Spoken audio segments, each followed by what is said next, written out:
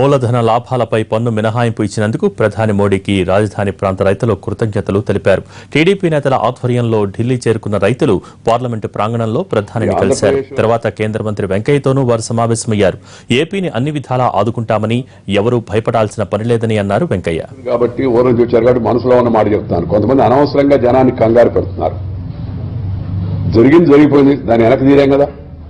ఇప్పుడు జరిగిపోయిన విభజన ఎవరైనా వెనక్కి తీయగలరా? ఎవరన్నా చెప్తే అంతకన్నా మోసగాడు, అంతకన్నా మూర్ఖుడు ఇంకోడు. పదం బాగా అర్థం కావాలని వాళ్ళకి నేను ఈ మాట చెప్తున్నాను.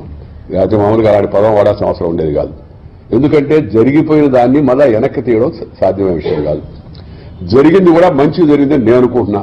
ఇవాళ ముఖ్యమంత్రి గారు కూడా విషయాన్ని ఆలోచించి మరొక హైదరాబాద్ రాగా కాకుండా చక్కగా మంచి నగరాన్ని తయారు చేసుకోవాలి. కానీ అంతా తీసుకెళ్లి హైదరాబాద్లో కాకుండా శ్రీకాకుళం నుంచి అనంతపురం వరకు ప్రతి జిల్లాకు కూడా ఏదో ఒక విద్యా సంస్థ, ఏదో ఒక వైద్య సంస్థ, ఏదో ఒక పరిశ్రమ, ఏదో ఒక వెసులుబాటు కల్పించే ప్రయత్నం చేస్తున్నాడు. చాలా మంచిది.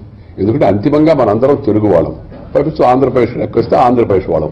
ఆంధ్రప్రదేశ్ అన్ని ప్రాంతాల వాళ్ళు బాగుండాలి. కానీ ఒక హైదరాబాద్ లాగా తయారైతే దానివల్ల అందరూ సంతోషంగా ఉండలేరు. But at the same time రాజధాని అంటే రాజ్యానికి అది కేంద్రం. ఆ రాజధానిలో అన్ని వసతులు ఉండాలి. మీకు అన్ని వసతులు ఉంటాయి, దాని గురించి అనుమానం పడలేదు. మీకు మెట్రో రైలు వస్తుంది, మీకు గుంటూరుకి మళ్ళీ అక్కడి నుంచి ఎలక్ట్రికల్ రైలు వస్తుంది, మీకంతా రింగ్ రోడ్డు వస్తుంది, మీకంతా అత్యంత అధునాతనమైన వైద్యశాల ఎయిమ్స్ ఆల్రెడీ మంజూరై ఉంది.